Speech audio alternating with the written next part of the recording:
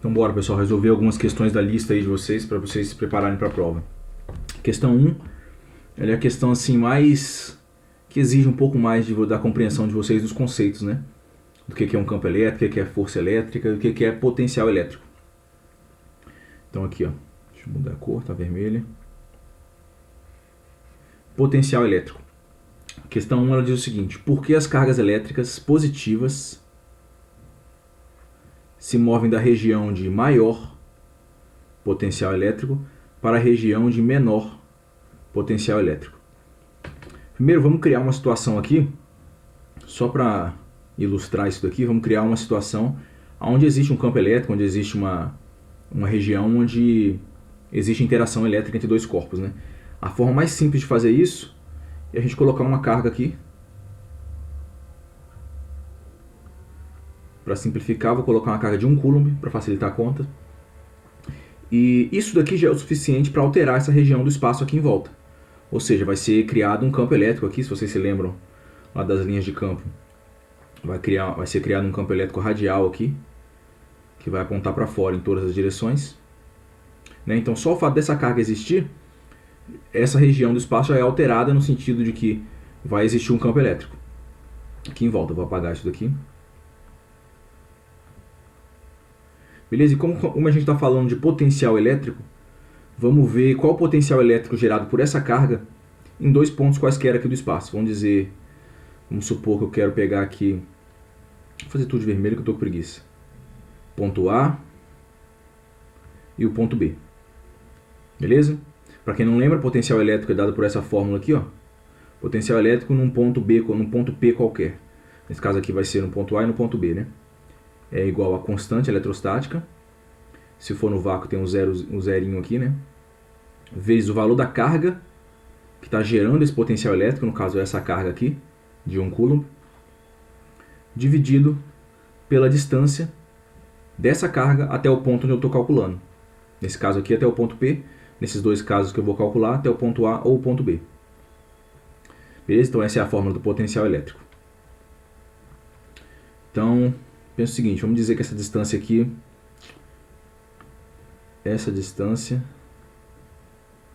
a distância da carga até o ponto A é de, vamos dizer, 1 metro, facilitar as contas, né?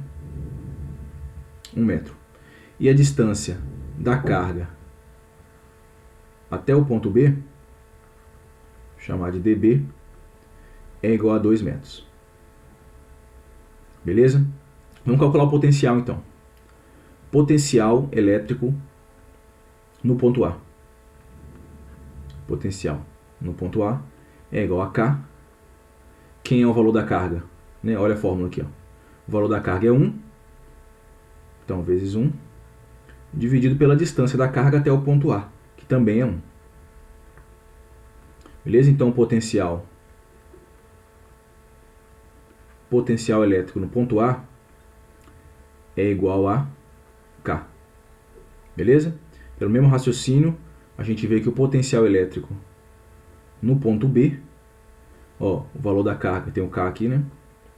O valor da carga é 1 e a distância é 2. Então, o potencial elétrico no ponto B é igual a K sobre 2. Então, dá para a gente ver que o potencial em B é maior. Opa! Vou fazer assim. O potencial elétrico em A é maior do que o potencial elétrico em B. Dá para ver claramente aqui, né? O potencial elétrico em A é K, o potencial elétrico em B é K sobre 2. Então, a metade, então ele é menor. Beleza? Então, o potencial em A é maior que o potencial em B. Vamos voltar para a pergunta. Por que as cargas elétricas positivas se movem da região de maior potencial para a região de menor potencial? Então, ele está falando aqui que se eu colocar uma carga positiva aqui,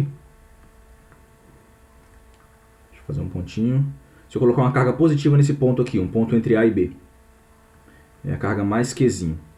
Ele está falando que, a gente sabe que é isso que acontece, né? Essa carga ela vai se mover nessa direção, da região de maior potencial para a região de menor potencial. Então ela vai do ponto A, ela vai ser impulsionada na direção de A para B. Beleza? Isso a gente sabe que acontece. Ele está perguntando por que isso acontece. Por que isso acontece, pessoal? Vamos pensar aqui da seguinte forma, em termos de força, né? Se eu tenho uma carga positiva aqui, uma carga positiva que está gerando esse campo elétrico aqui em volta, né? Que está gerando esse potencial elétrico. Se eu colocar uma carga positiva em qualquer lugar aqui, o que vai acontecer com ela? Ela vai ser repelida, né? Cargas iguais se repelem, então ela vai ser impulsionada para cá. Beleza? Então a força elétrica que vai aparecer nela, força elétrica, ela tem essa direção. Então a resposta curta para essa pergunta é o seguinte: uma carga positiva vai se mover da região de maior potencial para a região de menor potencial, porque essa é a direção que a força elétrica está impulsionando ela, está empurrando essa carga. Então é isso. É simples, mas é bom a gente entender aqui. Ó. Eu fiz esse exemplo da forma mais simples de gerar um campo elétrico, né? Que é uma carga pontual de valor 1 coulomb. Mostrei para vocês a região de maior potencial, que é esse ponto A, e uma região de menor potencial B. E a gente viu que, se você entender, se você olhar para esse problema em termos de força elétrica, você vai ver claramente que uma carga elétrica positiva colocada aqui vai da região de maior potencial para a região de menor potencial. Então essa é a resposta. Deixa eu escrever aqui. Resposta. Ó. Por que as cargas elétricas positivas se movem da região de maior potencial elétrico para a região de menor potencial elétrico? Porque esse é o sentido da força elétrica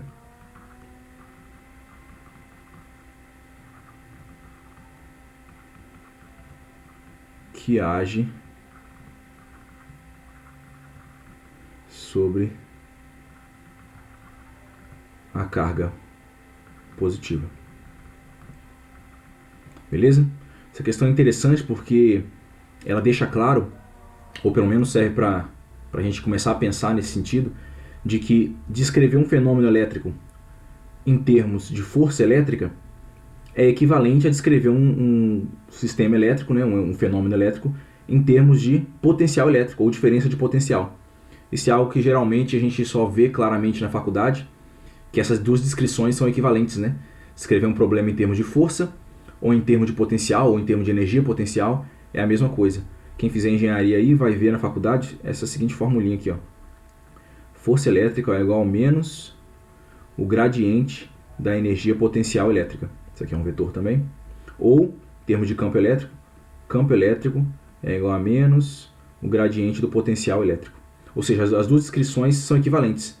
A diferença é que se você descrever em termos de força, você está trabalhando com vetores, muito mais complicado, né? Tem que levar em conta a direção e sentido além do módulo. Agora, quando você está trabalhando com escalares, né, com potencial, você está mexendo com escalares, você só precisa de número. Aqui, ó. Então, se eu souber quem é o potencial maior, quem é o potencial menor, automaticamente eu já sei que direção que as cargas, as partículas carregadas vão ser direcionadas. Então, as duas descrições são equivalentes. Então, resumindo, por que as cargas elétricas positivas se movem da região de maior potencial para a região de menor potencial elétrico? Porque esse é o sentido da força elétrica que aparece sobre ela. Se eu colocar uma carga positiva aqui, ela vai sentir uma força elétrica que vai levar ela justamente nesse sentido, do sentido de menor potencial para o sentido de maior potencial. Beleza? Se eu colocar a carga negativa, ela vai ao contrário. E isso explica pra gente por que quando a gente desenha um circuito aqui, ó, aqui é o potencial maior, aqui é o potencial menor, sei lá, um resistor aqui, uma lâmpada, que seja, a gente considera que a corrente ela flui nesse sentido aqui, da região de maior potencial para a região de menor potencial. Pelo menos no caso da corrente convencional, né, que a gente supõe que são as cargas positivas que estão se deslocando. No caso das cargas negativas se deslocando, elas vão ao contrário, da região de menor potencial para a região de maior. Beleza? Essa é a questão mais assim, que exige uma compreensão conceitual mais apurada. O resto é tudo continha fácil, vamos ver agora. Questão 8. Eu não vou resolver todas as questões aqui, né? A ideia seria vocês me disserem quais questões que vocês têm dúvida e eu resolver elas, mas como ninguém me falou, eu escolhi algumas que eu achei interessante e estou resolvendo aqui agora. Então vamos lá, questão 8. Durante 2 segundos são transportados meio coulomb de carga elétrica em um corpo condutor. Determine a corrente elétrica formada nesse corpo. Então ele quer a corrente, vamos usar aqui a formulinha para intensidade da corrente. Intensidade da corrente elétrica, a quantidade de carga que passou no condutor dividido pelo tempo que essa quantidade de carga passou. Só substituir os dados, né? Não tem segredo. Intensidade da corrente elétrica, qual a quantidade de carga? Meio coulomb.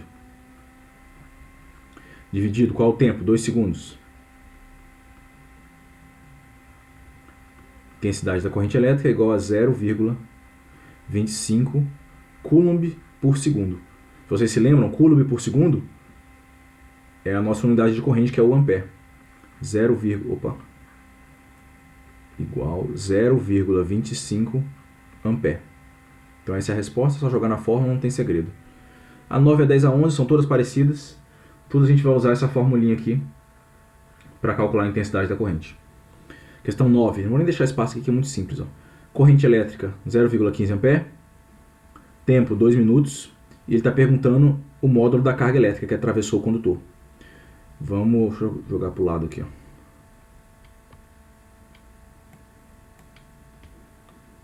Espera aí. Como é que eu jogo para o lado?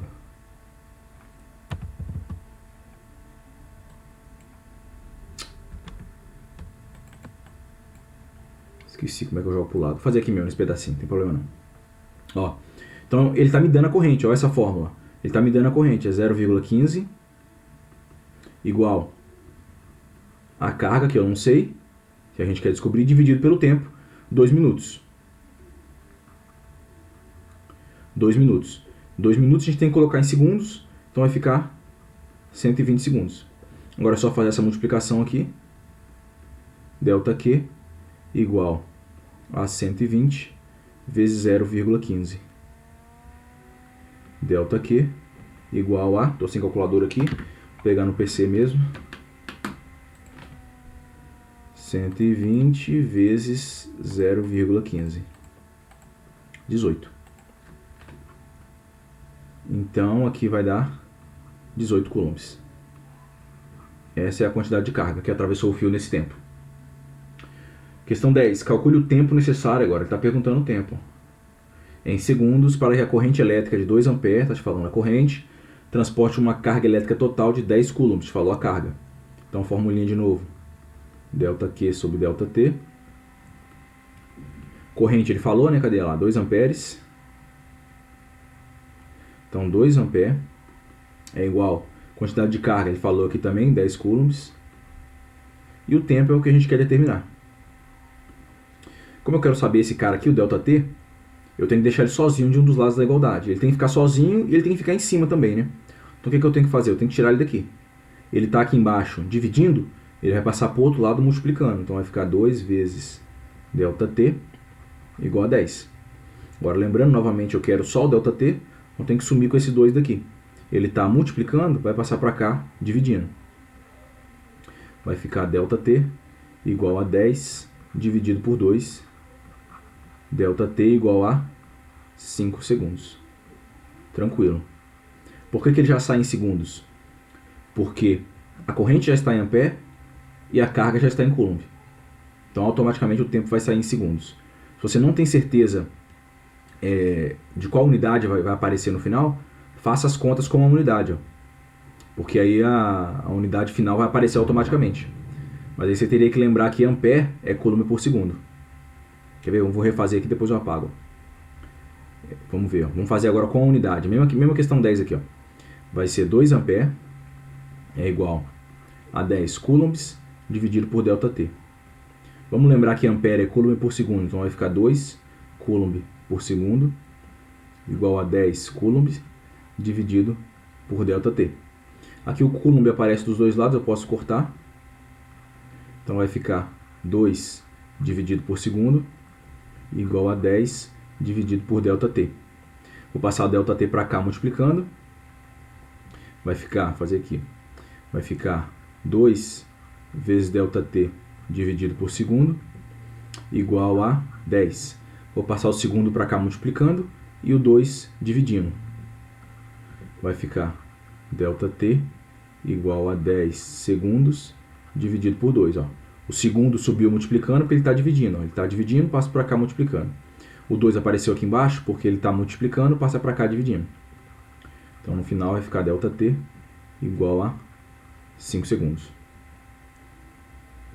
Beleza? Só em caso você não lembrar as unidades, você pode fazer a conta com as unidades, que aí vai sair automaticamente a unidade correta.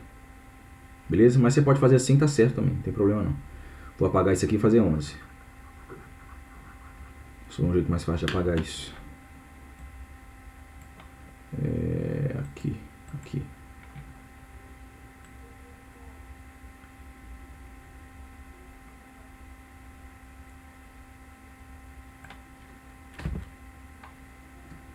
Beleza, vamos fazer a questão 11.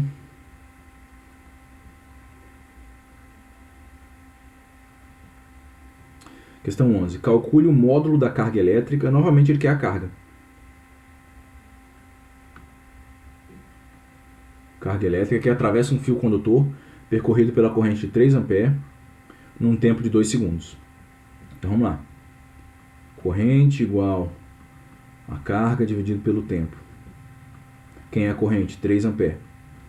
Quem é a carga? Não sei, a gente quer descobrir. Dividido pelo tempo, que é 2 segundos. Como o delta aqui já está em cima, eu não preciso mexer nele, posso deixar ele aqui. Mas eu tenho que deixar ele sozinho, para achar o valor dele, né? Então esse 2 está atrapalhando. E se ele está dividindo aqui, ele passa para o outro lado multiplicando. Então vai ficar 3 vezes 2 igual a delta Q. Então delta Q é igual a 6 coulombs. Pronto, tranquilo, né? Facinho. Questão 12. Questão 12 é um pouquinho mais difícil também, tem que ter uma compreensão conceitual um pouco melhor. Só para quem ainda não tentou fazer essa questão, só repara que aqui, isso aqui era para estar elevado, né? Isso aqui é o expoente do 10. É um erro de digitação. Era para estar assim. Era para estar assim, ó, 1,6 vezes 10 a menos 19 coulombs. Mas é um errinho de digitação. Vamos ler a questão. Uma corrente elétrica de intensidade 8 A, ó, já falou a corrente elétrica pra gente, percorre um condutor metálico. A carga elementar é isso daqui, ou seja, esse é o valor mínimo da carga que se encontra na natureza. É a carga do elétron, a carga do próton. Determine o tipo e o número de partículas carregadas. Então ele quer saber qual é o tipo de, primeiro, né, primeira pergunta, tipo de partícula carregada. Primeiro, observe o seguinte, ele está falando aqui de um condutor metálico. O condutor metálico ele é sólido, na maioria dos casos, né, pelo menos em temperatura ambiente, é difícil achar um metal que é líquido. Então ele é um material sólido. E o que acontece? Quem lembra aí do átomo? Ó, você tem os prótons aqui no núcleo do átomo e os elétrons lá longe na nuvem eletrônica. Modelo de Rutherford aí, para simplificar. Então o núcleo do átomo, os prótons e nêutrons estão aqui. Ó. Então a carga positiva, ele quer saber o tipo de portador de carga, né? Se é próton ou se é elétron. Nêutron não pode ser porque o nêutron tem carga elétrica nula, né? Então só vai ser elétron ou próton. Mas os prótons de um átomo qualquer, eles estão sempre ali no núcleo. Estão ali presos no núcleo e para tirar eles dali só com uma reação nuclear, ou seja, uma bomba atômica ou algum outro tipo de reação nuclear, uma fissão nuclear, alguma coisa assim, para tirar eles dali. Então é muito difícil. Então na prática, no circuito do dia a dia, é impossível você ter, num condutor metálico, que os portadores de carga sejam os prótons. É difícil tirar eles daqui. Em contrapartida, os elétrons é facinho de tirar eles. Ó. Qualquer peteleco que você dá aqui nos elétrons que estão na nuvem eletrônica, você consegue mover eles. E essa é justamente a característica dos condutores metálicos. Eles têm muitos elétrons livres. Vou escrever aqui, ó, elétrons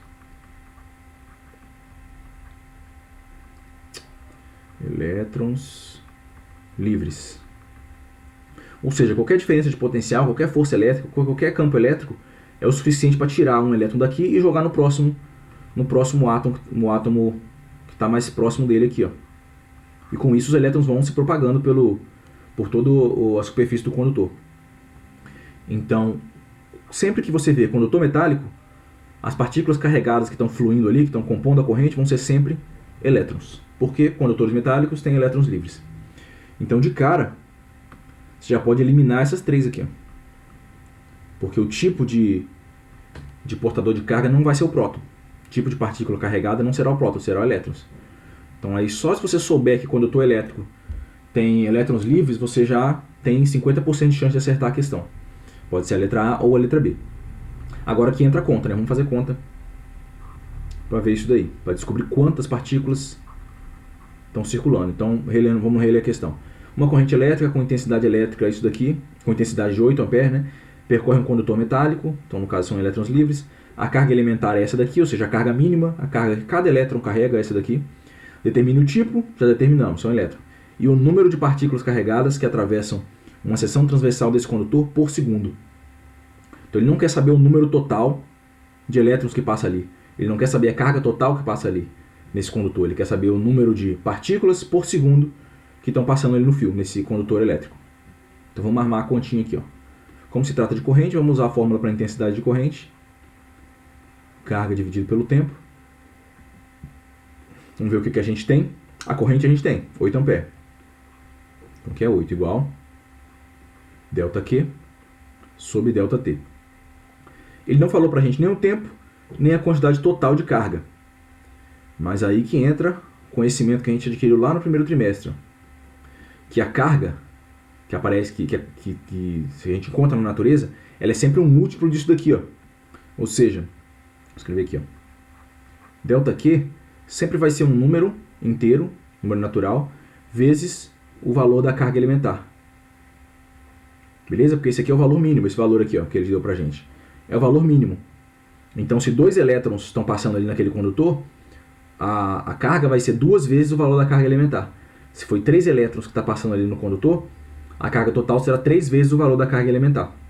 Então, aqui sempre vai ser a carga total que está passando, vai ser sempre N, que é um número natural qualquer, 1, 2, 3, 20 mil, 15 mil, vezes a carga elementar. Aqui eu representei como um Ezinho, mas ele falou pra gente o valor dele, 1,6 vezes 10 a menos 19 coulombs, não estou colocando a unidade de propósito, dividido por ΔT. Beleza? Entendam aí que isso daqui é a carga total que está passando. Eu não sei quantos elétrons passaram ali naquele condutor, mas eu sei que foram elétrons, né? Então, a carga total que está passando ali nesse condutor vai ser o número de elétrons que passaram vezes a carga de cada um deles. Então, N vezes 1,6 vezes 10 a menos 19 coulombs, dividido pelo tempo. Vamos ver o que ele está perguntando novamente. Ele está perguntando o número dessas partículas, ou seja, o número de elétrons por segundo que está passando ali. Então, vamos organizar da seguinte forma. 8, que é a corrente, igual a N dividido por ΔT, vezes 1,6 vezes 10 a menos 19. O que ele está perguntando para a gente, o que ele está pedindo, é justamente isso daqui. Ó. O número de partículas, ou nesse caso são elétrons, por segundo. O número de partículas por unidade de tempo que está passando nesse condutor. Então, só o que a gente precisa fazer é fazer continha para isolar essa quantidade aqui, ó, essa razão. Não quero saber quem é só o N, não quero saber quem é o ΔT. Eu quero saber quem é N dividido por ΔT. Número de partículas carregadas por segundo que está atravessando esse condutor aí. Então vamos fazer continha. Vamos deixar esse N sobre ΔT sozinho de um dos lados da igualdade. Eu só preciso sumir que esse cara aqui. Ó. Esse cara aqui, ele está multiplicando. Então ele vai passar para cá. Todo ele vai passar para cá dividindo. Então vai ficar... Vou pegar vermelho de novo. Vai ficar 8 dividido por 1,6 vezes 10 a menos 19 igual a N dividido por ΔT, que é o que a gente está querendo descobrir. Agora é só fazer essa conta aqui. Ó. Vamos lembrar aí, ó, quando a gente tem uma potência, não precisa ser potência de 10 não, qualquer potência. No denominador, você pode jogar ela para o numerador, pode jogar ela para cima, porém trocando o sinal. Então vai ficar assim, 8 dividido por 1,6 vezes 10 a mais 19 igual a N sobre ΔT. Faz essa divisão aqui, vai dar 5. Então N sobre ΔT, que é o número de partículas por segundo, nesse caso são elétrons, né? O número de elétrons por segundo que estão passando no condutor vai ser igual a 5 vezes 10 a mais 19. E essa daqui é a questão, é a letra B. São elétrons que estão passando no condutor e a quantidade deles por segundo é 5 vezes 10 a 19. Beleza? Questão que a conta dela não é tão complicada, mas você precisa ter uma compreensão aí dos conceitos para resolver ela. Você precisa saber que se o condutor é metálico, em 99% dos casos, na verdade você pode considerar 100% dos casos, as partículas que estão carregando a carga, né, os portadores de carga são elétrons, porque um condutor metálico tem elétrons livres. E você tem que saber tem que lembrar isso daqui também, que a carga ela é quantizada.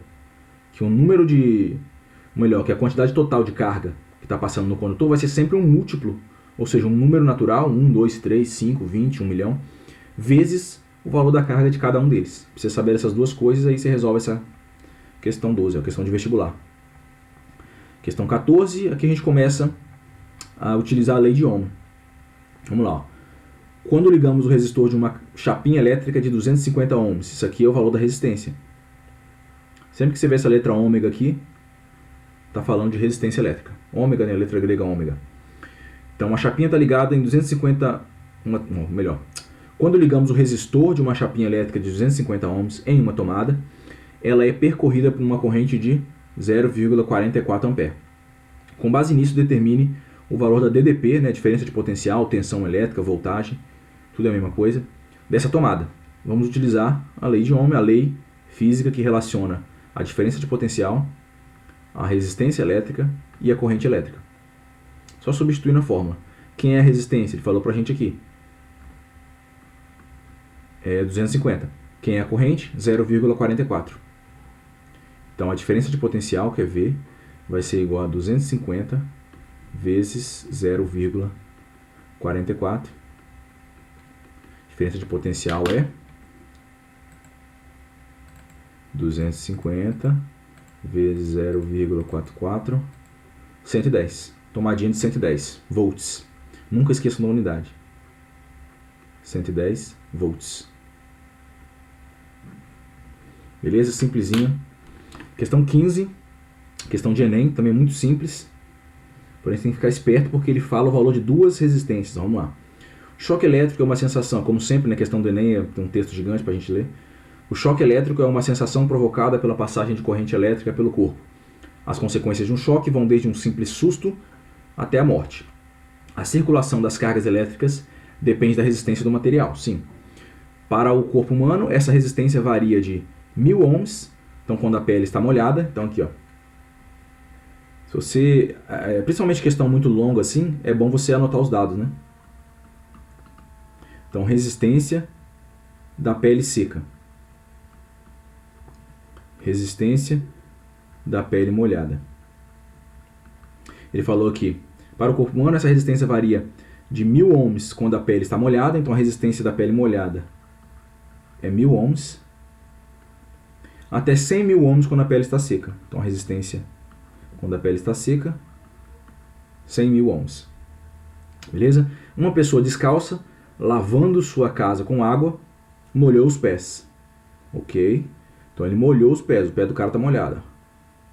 E acidentalmente pisou em um fio desencapado, sofrendo uma descarga elétrica em uma tensão de 120 volts. Opa, falou a diferença de potencial.